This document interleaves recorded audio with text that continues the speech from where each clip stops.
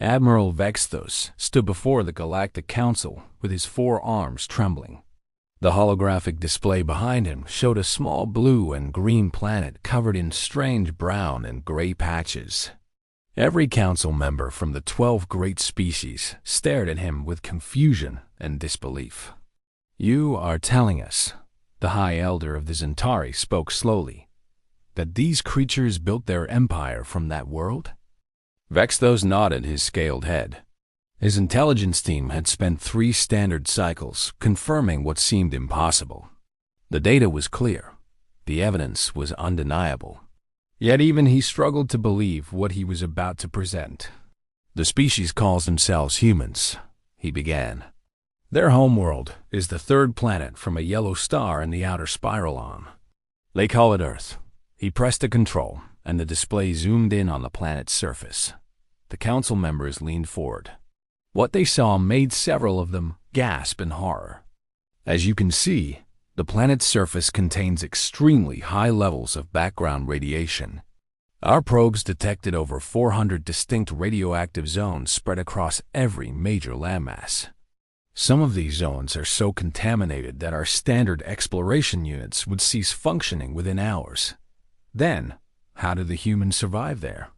asked Representative Malkai of the Graxian Collective. Her compound eyes blinked rapidly with confusion. Vexthos took a deep breath. "They created those radioactive zones themselves." The council chamber erupted in shocked murmurs. The High Elder raised his staff for silence. "Explain yourself, Admiral. Are you suggesting they poisoned their own world?" "Not exactly, High Elder. Our intelligence indicates that approximately 300 of their years ago, the humans developed weapons capable of splitting atoms. They called these devices nuclear weapons, and then they used them." The display changed to show ancient human recordings. Massive mushroom clouds rose into the sky. Cities vanished in brilliant flashes of light. The council members watched in stunned silence as humans deliberately unleashed atomic fire upon their own kind. "This is what they did to themselves," Vexthos continued. "They dropped these weapons on their own cities. They tested them in their own deserts and oceans. They built enough of these devices to destroy their entire planet multiple times over. And they pointed these weapons at each other for decades." Representative Zix Allen of the Meditation Spheres spoke with a voice full of disgust. "Then they are simply primitive barbarians. Why should we concern ourselves with such violent creatures?" Vexthos held up one of his hands. "Please, Representative, allow me to continue. What happened next is why I called this emergency session." He advanced the display to show more recent images. The council saw humans walking through areas marked as radioactive zones. They wore strange suits and carried equipment, but they walked through the contamination as if it meant nothing. The humans did not flee from their poison zones. They did not abandon the damaged areas. Instead, they studied them. They learned from their own destruction. Within a single generation, they had converted their knowledge of atomic weapons into atomic power.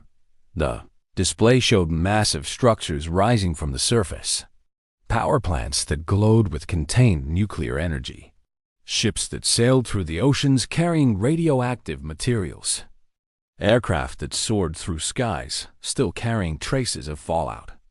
"They turned their weapons into tools," Vexthos said quietly. "And then they did something we have never seen any species accomplish." He changed the display again. Now it showed a timeline stretching across 200 human years. The council watched as the humans spread across their damaged world. They built cities larger than any they had destroyed. They created technologies that seemed to mock their previous violence. Despite living on a radioactive wasteland planet, the humans experienced what they call an explosion of progress. Their population grew from 2 billion to 8 billion. Their technology advanced faster than any species in our records. And they never stopped being dangerous. The High Elder leaned forward. "What do you mean by that last statement?"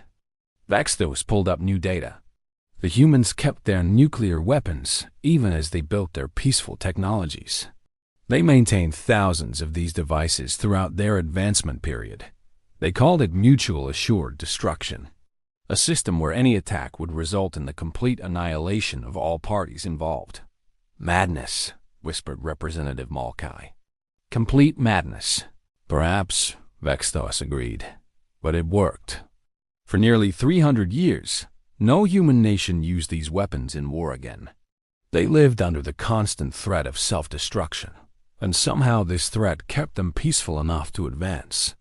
The display shifted to show humans leaving their planet. Small capsules rose from the surface, carrying humans into the void. Fragile metal ships that seemed impossibly primitive compared to Galactic Council vessels. 50 of their years ago, the humans began expanding beyond their world. Keep in mind that they had no faster-than-light travel. They had no shield technology. Their ships were powered by the same atomic fire they had once used to destroy each other. Representative Zixalan interrupted again. Surely they could not have built an empire with such primitive technology. Vexthus smiled grimly. That is what we believed as well, Representative. We were wrong.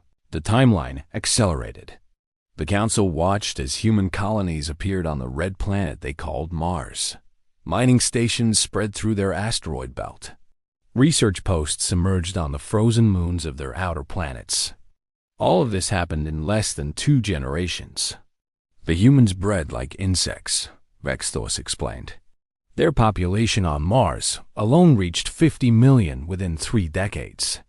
They terraformed the planet using the same atmospheric knowledge they had gained from polluting their homeworld. Every mistake they made on Earth became a lesson they applied elsewhere. The display showed something new. A human ship, larger than any before it, began to glow with an unfamiliar energy signature. 20 of their years ago, a human scientist discovered a method to bend space itself. They did not develop this technology slowly over centuries like other species. They rushed it into production within 5 years. The first human faster-than-light vessel launched while our scouts were still cataloging their solar system. The council chamber fell completely silent. Vexthos knew he was delivering news that would change everything. In the past 20 years, the humans have colonized 47 worlds across 12 star systems. Their population has grown to over 20 billion. Their military forces now include 3,000 vessels equipped with faster-than-light capability. And they have not abandoned their nuclear weapons. He pulled up the final piece of intelligence. It showed a human battleship, bristling with weapons that made even the Admiral shudder. Every human warship carries multiple nuclear devices. But these are not the primitive weapons of their past. They've enhanced them, refined them, made them more powerful than anything we have ever encountered. A single human destroyer carries enough firepower to sterilize an entire planet. The High Elder's voice was barely a whisper. And they built all of this starting from a radioactive wasteland? Not starting from High Elder. They built it because of the wasteland. Every advancement they made came from surviving their own destructive tendencies. They learned to harness radiation because they had poisoned themselves with it. They learned to terraform planets because they had damaged their own. They learned to travel between stars because they had made their homeworld too small for their ambitions. Representative Malkai raised a trembling appendage. Admiral, what is your assessment? Are the humans a threat to the Galactic Council? Vexthos considered the question carefully before answering. The humans are the most dangerous species we have ever encountered. They are violent, reckless, and completely unpredictable. They destroyed their own world and used the lessons from that destruction to conquer others. They held knives to their own throats for centuries and somehow survived. He paused, looking at each council member in turn. But they are also the most resilient species we have ever encountered. They adapt to anything. They overcome everything. They turn nuclear fire from a weapon of extinction into a tool of expansion. Any species that can do that should not be underestimated. The High Elder stood slowly. What do you recommend, Admiral? Vexthus turned off the display. The chamber returned to its normal lighting, but the shadows seemed darker now. The universe seemed more dangerous. I recommend we approach the humans with extreme caution and absolute respect. We should offer them friendship before they decide to take what they want. Because if the intelligence reports are accurate, and I believe they are, the humans will continue expanding. They will not stop because they cannot stop. It is in their nature to grow and spread and survive. He looked directly at the High Elder. They built an interstellar empire from the radioactive ashes of their own mistakes. Imagine what they will do now that they have learned from those mistakes. Imagine what they will become in another 100 years. The council chamber remained silent for a long moment. Then, the High Elder spoke the words that would change galactic politics forever. Send ambassadors to the human homeworld. Offer them whatever they want. And pray to whatever gods you worship that they accept friendship over conquest. Admiral Vexthos nodded and left the chamber. Behind him, the council members began arguing about the best way to approach this terrifying new species. None of them noticed the small human probe that had been recording everything from the shadows of the ceiling. Somewhere in the outer systems, aboard a battleship named Resilience, a human admiral received the transmission from the probe. She smiled as she watched the alien leaders panic about humanity's rise. The council thought they had discovered humans. They did not realize that humans had been watching them for years, waiting for the right moment to reveal themselves. The human admiral turned to her crew and gave a simple order. Send our reply to the council. Tell them we accept their offer of friendship. And remind them that friendship with humans comes with certain expectations. She looked out at the stars stretching endlessly before her ship.